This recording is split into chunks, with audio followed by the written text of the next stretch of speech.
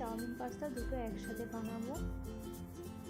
এর জন্য লাগছে পাস্তা, চাউমিন, তারপরে পেঁয়াজ, লঙ্কা, আদা, রসুন, সয়া সস, টমেটো, কেচাপ আর পাস্তা মশলা, দুটো ডিম, তেল। এবার একটা পাত্রে জল বসিয়ে এর মধ্যে নুন আর তেল দিয়ে দিয়েছি। জলটা ফুটে ওঠার পরে চাউমিন দিয়ে দিয়েছি, পাস্তাও দিয়ে দিয়েছি।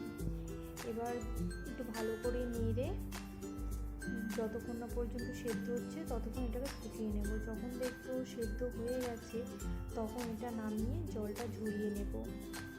এর মধ্যে একটুখানি তেল দিয়ে মাখিয়ে রাখবো। এরপরে দুটো ডিম নেব, ডিমের মধ্যে একটু নুন দিয়ে ভালো করে গুলে তেলের মধ্যে দিয়ে দেব। ডিমটাকে ভালো করে ভিজিয়ে বানিয়ে নেব। এবার ভালো করে ভাজা হয়ে গেলে এটা তুলে নেব। এবার কড়াইতে তেল দিয়ে এর মধ্যে আদা, রসুন, পেঁয়াজ, লঙ্কা আর যে সসের ঘোলটা বানিয়েছিলাম ওইটা দিয়ে দেব।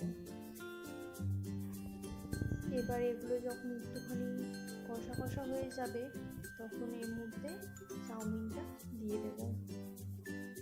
চাউমিনটা দেওয়ার পরে ভালো করে মিশিয়ে নেব। মিশিয়ে নেওয়ার পর ডিম দিয়ে দেব। এবার ডিমটা ভালো করে মিশিয়ে দেখে নেব নুন হয়েছে নাকি। তারপর রেডি আমাদের চাউমিন পাস্তা। এবার এটাকে প্লেটে নামিয়ে নেব।